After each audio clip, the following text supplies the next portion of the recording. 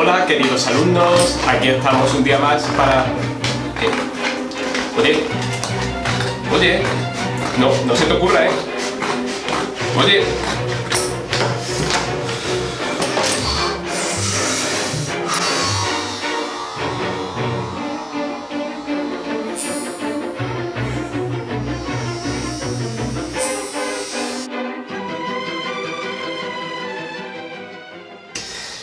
Hola queridos alumnos, desde luego qué bonita es la luz del sol, ahora que puedo verla de nuevo otra vez. Vamos a empezar con el tema de hoy, y el tema de hoy es las características de los textos expositivos. Hemos dedicado ya varios vídeos a los textos expositivos, por ejemplo definiendo lo que son, distinguiendo textos expositivos divulgativos y especializados, o textos expositivos que en orden de síntesis o análisis. Ahora vamos a ver 4 características de este tipo de textos, sobre todo de su lenguaje, que aunque no son ni mucho menos todo lo que se puede decir acerca de este tipo de textos, pero yo creo que para estudiantes como vosotros que están iniciando su camino en el análisis de textos, pues puede ser suficiente, y sobre todo pueden ser características fáciles de comprender y luego fáciles de identificar y de aplicar a un comentario práctico en un examen o en un ejercicio. Bien, la primera característica del lenguaje de los textos expositivos es que suele ser objetivo y técnico. Si aparecen adjetivos, por ejemplo, van a ser pues para distinguir distintos tipos de objetos, distintos tipos de ideas o distintos estados del objeto o de la idea, sin añadir valoraciones, sin añadir opiniones personales, sin añadir sentimientos. De hecho, no será corriente, prácticamente no aparecerá nunca la primera persona, las exclamaciones, las figuras literarias, la ironía o cualquier rasgo que implique subjetividad. A todos nos sorprendería, por ejemplo, en medio de un libro de matemáticas, cuando están enunciando el típico problema del tren, ¿vale? Un tren sale a 300 km por hora y llega exactamente a las 3 de la tarde a Sevilla, que luego de pronto dijera, bueno, eso es cuando llega, porque muchas veces mi experiencia es que se retrasa, luego tienes que reclamar el dinero del billete. Bueno, no pegaría, ¿no?, en un texto expositivo, algo así, tan subjetivo. Para que podáis entender directamente e incluso sentir ese tono objetivo, ese tono técnico, tengo aquí un libro que me encantó cuando lo leí hace unos años, que es Origen y decadencia de la política, de Francis Fukuyama, que es la segunda parte de otro libro pues también maravilloso, que son Los orígenes del orden político, y que analizan pues bueno, la evolución de los sistemas políticos a lo largo de la historia, y también pues los distintos sistemas políticos en el presente, sus ventajas e inconvenientes, en fin, un libro magnífico, ¿vale? Ya os digo de antemano que el fragmento que voy a leer no es fácil de entender si no tenéis experiencia sobre el tema. Es decir, esto no es un libro especialmente divulgativo, no al 100%, pero no os preocupéis porque yo explicaré las partes difíciles y además servirá para entender el punto que queremos tratar, que es precisamente ese lenguaje objetivo y ese lenguaje técnico. Bien, dice así: todas las sociedades modernas empezaron como lo que Weber denominó estados patrimonialistas o patrimoniales, gobiernos compuestos por amigos y familiares del gobernante o de las élites que dominaban la sociedad. En esos estados, el acceso al poder político y a las oportunidades económicas estaba reservado a los individuos preferidos por el gobernante. No había demasiados intentos de tratar a los ciudadanos de manera impersonal, basándose en normas de aplicación universal. Luego salto un poco, me voy a la página siguiente y dice: los estados patrimonialistas pueden ser muy estables. Se construyen utilizando los ladrillos fundamentales de la sociabilidad humana, es decir, la inclinación biológica de las personas a favorecer a familiares y amigos con los que intercambian favores recíprocos. Las élites edifican su poder a través de la gestión de cadenas de patrocinio, mediante las cuales los clientes siguen a los patrones en busca de recompensas individuales. Y este apartado termina diciendo: esa clase de estados premodernos han logrado perdurar durante siglos y siguen existiendo en todo el mundo en la actualidad. Bien, veréis, ¿de qué nos ha hablado este texto? Pues seguramente muchos de vosotros os lo estaréis preguntando, porque quizás hayáis entendido alguna frase y otra os habrá resultado extraña, es normal. Pues nada más y nada menos que de algo que aparece muchísimo en medios de comunicación y en conversaciones de todo tipo, ya sea en casa o en la barra de un bar, que es de la corrupción política. Este texto habla de la corrupción. El adjetivo patrimonialistas es un adjetivo técnico que en el sintagma estados patrimonialistas designa una forma de organizar la sociedad que en vez de estar basada, digamos, como en leyes impersonales, iguales para todos, se basa precisamente en la desigualdad, en la corrupción sistemática, buscando siempre favorecer a familiares y amigos. Y yo creo que esto es algo interesante porque veréis, cuando vemos noticias sobre corrupción o cuando hablamos de corrupción política, y siempre muchas veces a lo mejor pensamos que hay una raza alienígena que ha venido para gobernarnos, pero que el pueblo es santo y lo haría bien si estuviera en el gobierno. Tenemos que pensar que no siempre la corrupción tiene un aspecto siniestro, como el que le roba directamente a los huérfanos, roba el dinero para los huérfanos, roba el dinero de los hospitales, sino que muchas veces puede tener el aspecto de algo en lo que podemos caer nosotros mismos. Es decir, por ejemplo, darle un trabajo sin que se lo merezca a un hermano o a un cuñado porque sentimos porque no solo que lo queremos, sino que además la vida ha sido injusta con él, ha tenido mala suerte muchas veces, ya era hora que alguien le diera esa oportunidad y en el fondo pues también es corrupción, ¿no? Pero volviendo al texto, veréis, es como si el Estado, que es todo el sistema de gobierno, de bienes comunes de una sociedad, pues fuera patrimonio de unos pocos. Es decir, y además que lo usan como si fuera su casa o como si fuera su parcela. Por lo tanto, pues tú, a ti te favorezco, a ti no, a ti sí, porque te conozco, eres un familiar, y tú pues a la cola. ¿De acuerdo? Otros adjetivos del texto también tienen un carácter técnico. Fijaos, por ejemplo, cuando dice inclinación biológica. Es decir, que por naturaleza, claro que queremos favorecer a familiares y amigos. Lo difícil es encontrar un sistema que de alguna manera frene esa tendencia natural. O por ejemplo, ladrillos fundamentales, favores recíprocos, favores de unos a otros, estados premodernos, es decir, que estados, digamos, antes de la estructura moderna de un estado que funcionaban simplemente como hemos dicho, por relaciones de amistad o por relaciones de parentesco. Fijaos cómo el texto nos expone de manera técnica un asunto que también podría abordarse de manera informal. Todos hemos conocido casos de políticos que han escandalizado a la opinión pública favoreciendo a un hermano, a un hijo, a un primo, a una pareja, a un amigo, y todos hemos oído adjetivos que lo hemos pronunciado nosotros o lo hemos oído pronunciar como sinvergüenza, cara dura o mentiroso.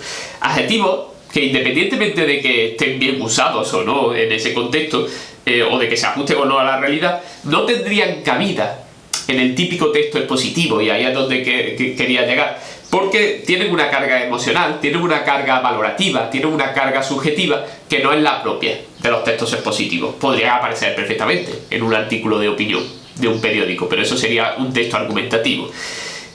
Otro rasgo de los textos expositivos es el uso de tecnicismo. Ya vimos en la distinción entre textos expositivos divulgativos y textos expositivos especializados que ambos usan los tecnicismos.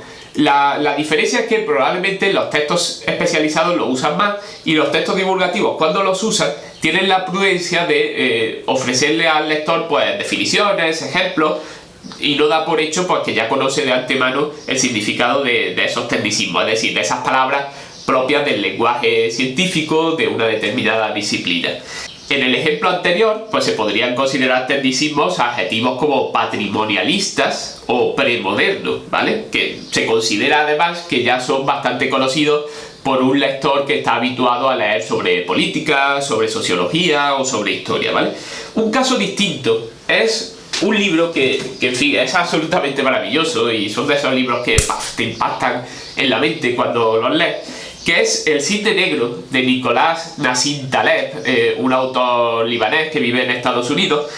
En él nos habla de cómo muchas veces nuestra intuición y nuestros sentimientos rápidos, así a bote pronto, pues fallan, fracasan miserablemente a la hora de comprender las realidades muy complejas de la estadística, de la sociedad, de la economía, de los grandes números. Pero se puede leer este libro sin ser un experto en estadística. No es el libro más sencillo del mundo, pero sinceramente no hace falta ser un experto en estadística, porque yo mismo no soy un experto en estadística y creo que me he aprovechado mucho leyendo este libro. Por ejemplo, existe en estadística un tipo de distribución que se llama distribución gaussiana.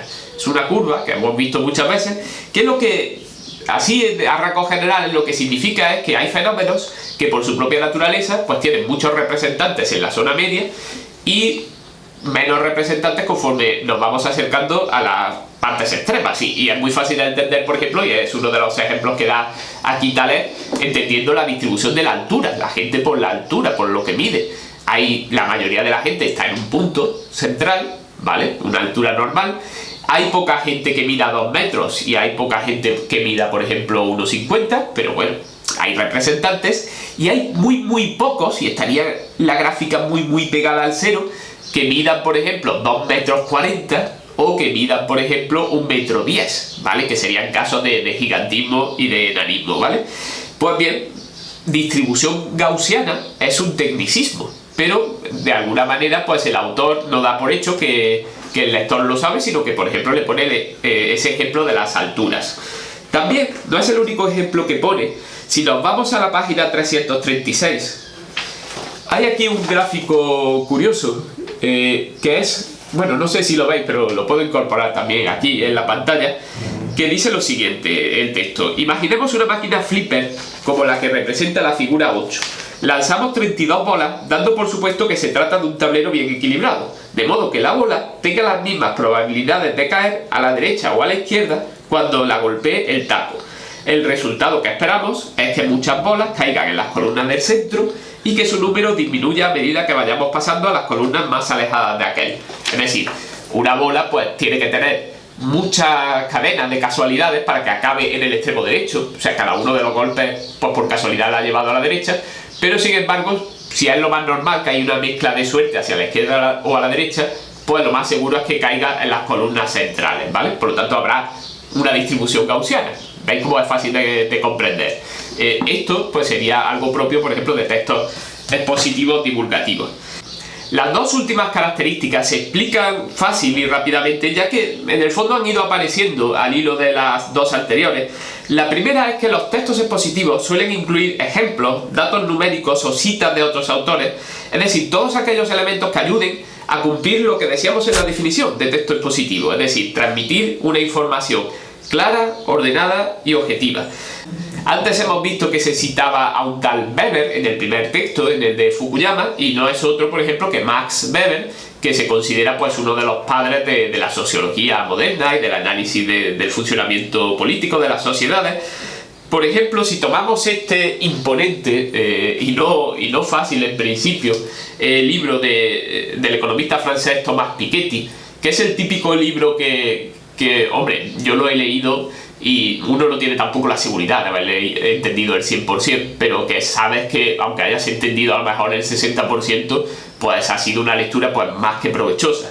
Pues bien, basta con abrir alguna de las páginas para que veáis cómo aquí hay tablas, ¿vale? Tablas numéricas. En este caso esta tabla numérica dice la ley del crecimiento acumulado y habla, por ejemplo, de los distintos porcentajes a los que puede crecer la economía y ciertos efectos que se derivan de ese crecimiento. Bueno, pues la verdad es un ejemplo de información clara, ordenada y objetiva.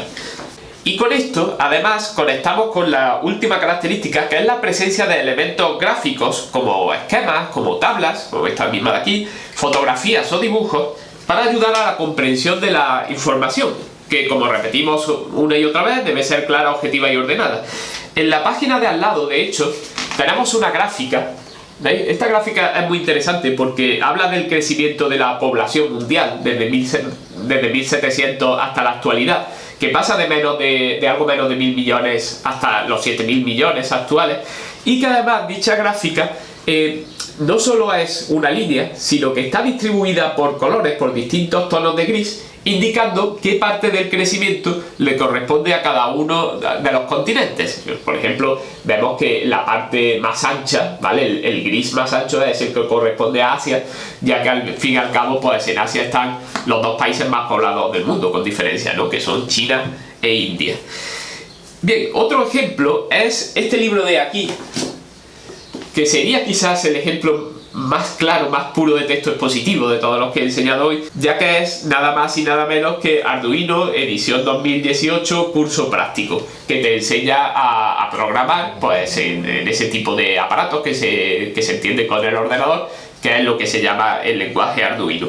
Pues bien, hay montones de fotografías y hay montones de gráficos para que gente como yo, que soy bastante torpe con estas cosas, pues bueno, aprendamos algo. No es que sepa mucho del tema, pero bueno, alguna cosa he hecho y nos sintamos pues felices y contentos cuando logramos que funcione pues un pequeño semáforo, ¿vale? Y cambie de luz a un determinado ritmo cuando nosotros se lo indicamos. Bien, todo lo que ayude a clarificar la información pues puede formar parte de un texto expositivo.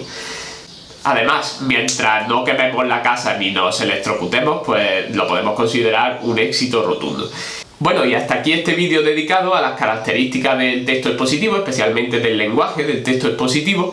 En un vídeo posterior haremos un análisis práctico completo de uno de estos textos, de un texto expositivo, y veréis, como siempre, pues acabo poniéndome la gafa de Tug Life, pero en este caso pues también se la ha puesto mi amigo Chuck, así que junto con mi amigo Chuck, pues me despido. Hasta la próxima.